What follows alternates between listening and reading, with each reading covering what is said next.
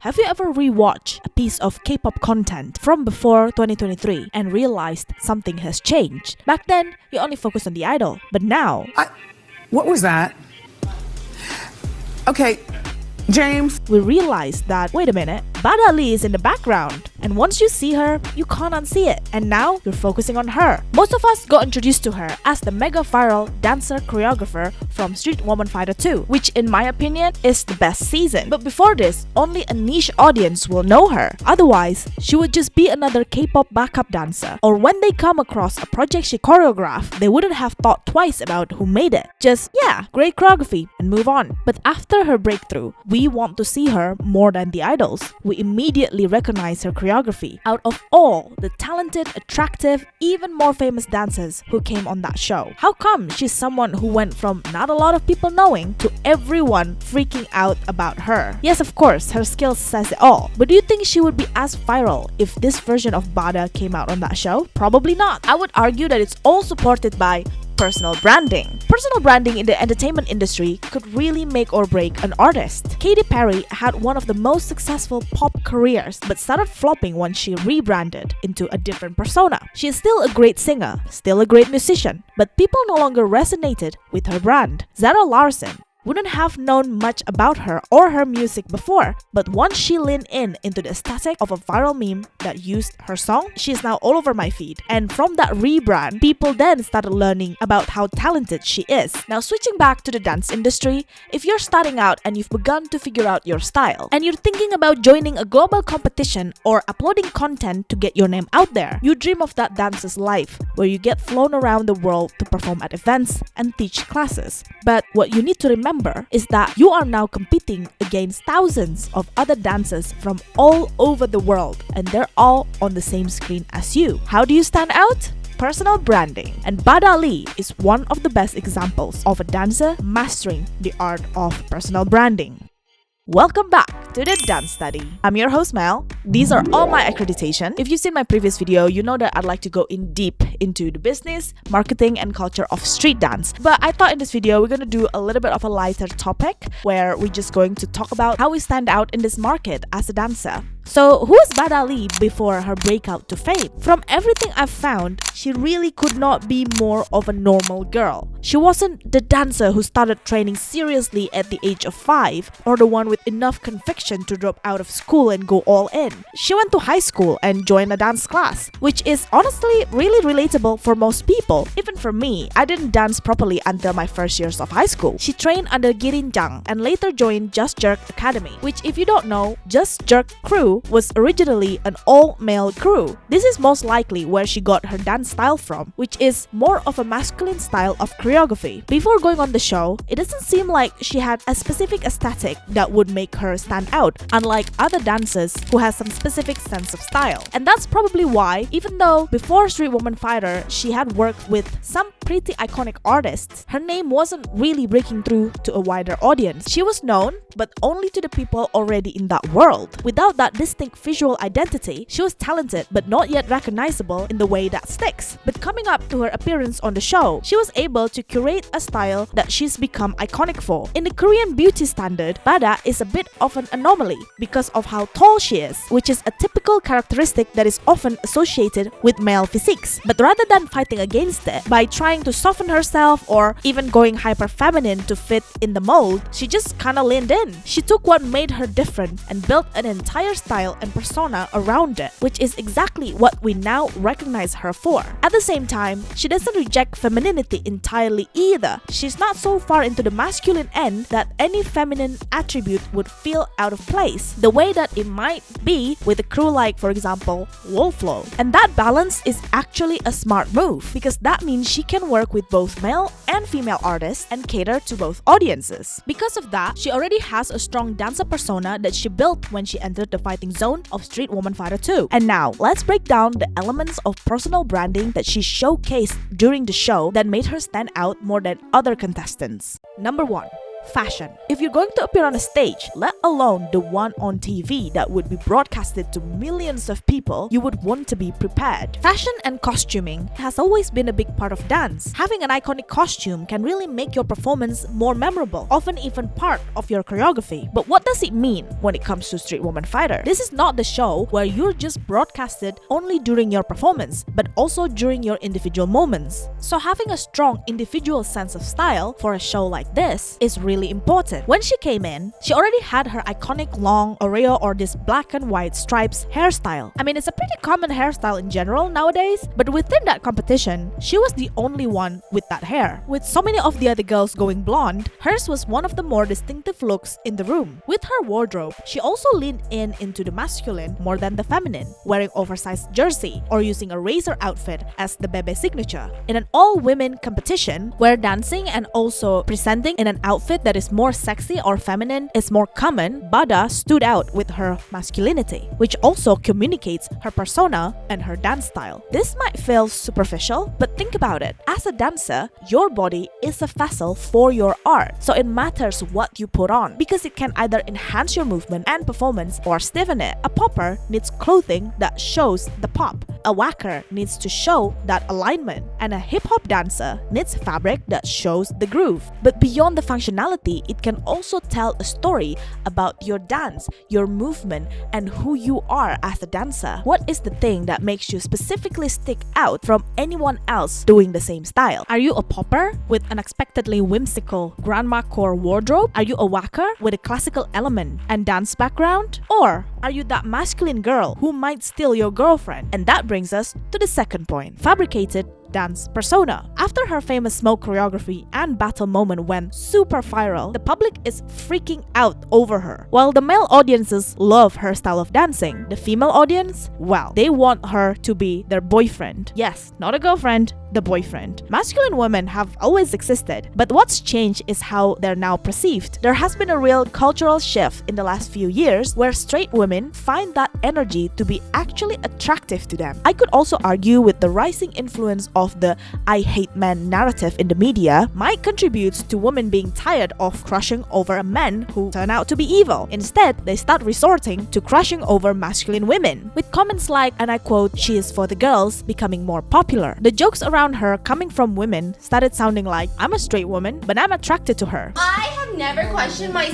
sexuality. I have, and then I did again. This also happened in World Street Woman Fighter with Kyoka, as she is also the masculine woman of that season. But the difference between Kyoka and Bada is actually really interesting. Kyoka's style is more genuinely of who she is. She is someone who grew up in the underground battle. Kyoka is just naturally have a gangster attitude and fashion. And as someone who have met her in the past, I can attest that is the way she walks and that's the way she talks. But Bada's real personality, based on her interviews and her YouTube videos, shows that she's actually a sweetheart who's also quite shy and timid in real life, but she strategically fabricates her dance persona to double down on the public perception of her. Her dances also communicate these sentiments. She said it herself. When she danced, she tried to flirt and make the person in front of her fall in love. The lip licking, the nose rubs, the flirty smile. Even during her concert, when she picked up the towel with her mouth, she knows what she's doing. After Street Woman Fighter, she also embraces this. She recently choreographed a routine to a song with the lyric that says, "Your girlfriend wants to be my girlfriend." Yeah, exactly. She knows this is what the public feels about her and she's doubling down on it. But before we move on, there is also a conversation and criticism worth addressing, and that is the conversation around queerbaiting. I saw some discourse online that debates whether what she's doing is queerbaiting or not, and I can see why that intentionality behind it raises that question, because she knows exactly how she is perceived and she deliberately leaning into it. But knowing your audience and feeding into a performance style is not the same thing as implying a queer identity. But queerbaiting traditionally refers to media properties or celebrities who deliberately tease queer identity to attract queer audiences while never committing to anything, usually to stay palatable to mainstream audiences. And there's also a whole argument whether or not queerbaiting is a safe criticism to be imposed on real people with real sexual identity, because ultimately we never know. But regardless, in my opinion, that is not what Bada is doing. It is publicly known known that she has a boyfriend. She's not hinting that she might be queer to keep people guessing. So I don't think that in the traditional sense that is the case. But I do want to validate that this has been a real issue in the media. However, Bada is just performing a masculine aesthetic that she has built her whole style around. And that aesthetic predates its association with queerness anyway, because it comes from hip-hop and street dance culture. Her performances challenge conventional expectation of femininity and expand the range of gender expressions available to female dancers. Even if Bada is aware that her audience is largely women and intentionally amplifies her girl crush image, that alone does not constitute queerbaiting. She is marketing a performance style, not suggesting a particular sexual identity. Her masculinity functions as an artistic and choreographic expression rather than a promise of queer representation. Bada shows a masterclass on how to stick out in this landscape as a dancer. So many other talented dancers out there. Skill is important, but you also need to think about how you want to package yourself so that it creates harmony that enhances your style of dance and the story that you want to tell. Your skill might be the one that gets people attention, but how you want to package yourself and the story that you want to tell is what makes people remember you.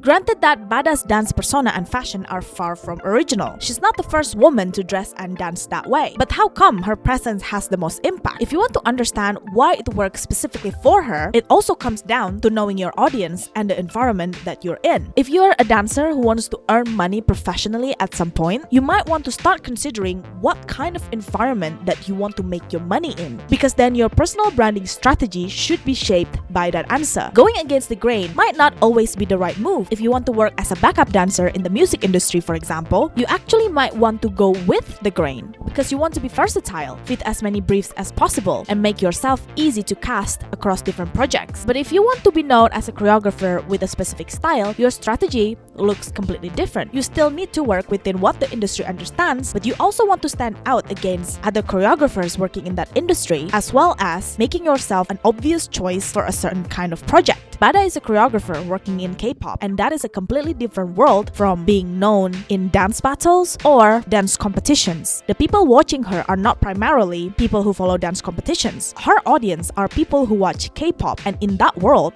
girl crush is already a whole culture. She didn't invent it, she just walked into that environment with a style that fit perfectly within it, but at the same time, disrupt it. And she made that disruption her entire brand, while still leaving herself open enough to work across different artists, rather than being boxed into one thing. Before Street Woman Fighter, Bada and her team Bebe was not the kind to show up in dance competitions before, unlike for example, the Royal Family that we talked about in the previous video, and also even Just Jerk crew, who regularly made their rounds in competition circuits. Street Woman Fighter was a deliberate choice for her. She doesn't involve herself in every dance avenue under the sun. She picked the right opportunity that could expose her to the right audience, because that is the industry that she wants to work in. And a lot of Street Woman Fighter audience are people who watches K-pop, which means when she got into that program, she's not just performing for the audience watching at home, but she's also performing for the K-pop executives, creative directors, idol groups looking for someone to define their visual identity for their next project. And that's the room she was building herself for. Her strategy worked because it was the right disruption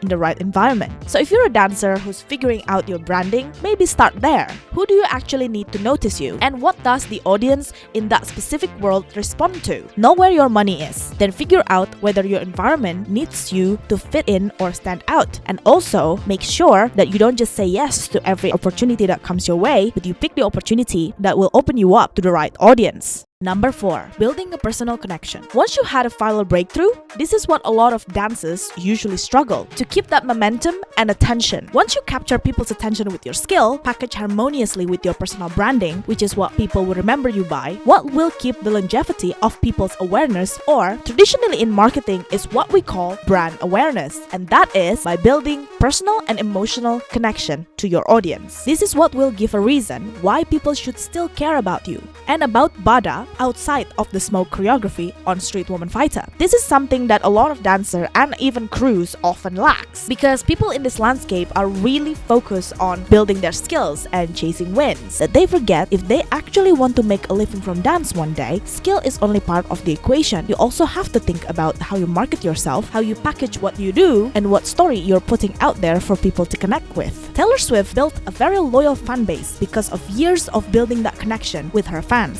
sending them gifts, gifts, interacting with them, being super vulnerable in her songwriting, and even invites them to her home. And that's why she's still relevant even until now, and her Eras tour became the highest grossing tour of all time. And when the corporation sees that as a number, where they think, oh, that many people are willing to pay this much for a pop star, and try to replicate it with other pop artists who haven't got that same connection with the fans, they are confused why tickets aren't selling. That is a pretty extreme example, but I brought it up because personal connection to your audience traditionally is a legitimate way of staying afloat in the entertainment industry. After Bada became a viral moment, she used that exposure to build a personal connection on her YouTube channel. Instead of just spamming choreography that wouldn't show her real personality, she uploaded different series that show her as more than just the dancer persona, which includes vlogs, ASMR, random stuff she wants to do like learning acrobatics, and my personal favorite, the practice room series. Because if she only spammed choreography, she would easily become one of those dancers, for example, like the royal family that I spoke about in my previous video, who are incredibly talented but feel so far away, where people aren't really connected to them and wouldn't know who they are outside of the dancing. She's also not just sticking to vlogging, which at this point has becoming more and more about creators promoting products, but she also created something more creative than that. The Practice Room is a series where she invites other dancers or K-pop idols into a studio, interacts with them, asks them questions, learn their dances, and also teaches them her choreographies. What makes it work is that people get to see the personality of other well-known dancers and idols, but more importantly, she created a format that shows how she interacts with people, how she struggles when she picks up someone else's style, how she jokes around, all without having to be too intrusive into her personal life. And this series even often outperforms what she is known for best in her channel, which is her dance videos. This is how you build longevity of people's impressions of you, where you as a dancer and a creator don't fade into irrelevancy because your core audience has a place to hang out in. And in Bada's case, is her channel. So there is a genuine continuity that people have after Street Woman Fighter. They still can enjoy the dance persona that they fell in love with while choosing to stay because how much the audience connect and relate to her real personality. So what can we learn from all of this? Bada's skills and creativity are undeniable. None of this works without that foundation. But skills alone doesn't explain why she's the one people remember. There might be plenty of dancers out there at her level whose name we'll never know of. What made the difference is that she understood something that a lot of talented people don't. She leans into what is naturally hers and shape a persona and aesthetic herself. She doesn't lean into the definition of what the industry wants her to be. She also knew which room exactly she was building herself for. It's not about trying to stick out among every other dancers in the world. That would be really difficult. But she knows the environment that she wants to be in, and she's able to build a brand and leave a lasting impression for the audience in that specific environment. She also picks opportunities that will put her in front of the right audience and the right people. And I'm not sure if this is something that she realized when she made these decisions, but that level of intentionality is what separates someone who goes viral once from someone who actually builds a career. And I'm not telling you to be the next steal your girlfriend type of girl. That's already taken. But the lesson is about that intentionality behind it. Knowing what makes you different and leaning into it instead of sanding it down. Understanding the environment that you want to win in and adjust your personal branding for that environment. And when she had people's attention, she then went on to build a place where the audience can get to know her instead of just doing more of the same thing and telling people how amazing of a dancer she is. Well, people already know about that. But instead, she also showed them that she can also struggle learning other people's styles and choreography. She can joke around in the studio, and she's also a sweetheart underneath all of the cool persona. And that is what keeps people around after the viral moment, because people don't just like you for your skills anymore, they also like you for who you are. So yeah, I hope you find that interesting as much as I did, and I hope that it was helpful in some way if you are a dancer who's starting out or also a creator. Please like and subscribe if you want more of a dance study series. Please also comment down below who's your favorite dancer and why you like them, because I'd like to know. But yeah, thanks so much for watching, and I'll see you guys in the next one. Bye!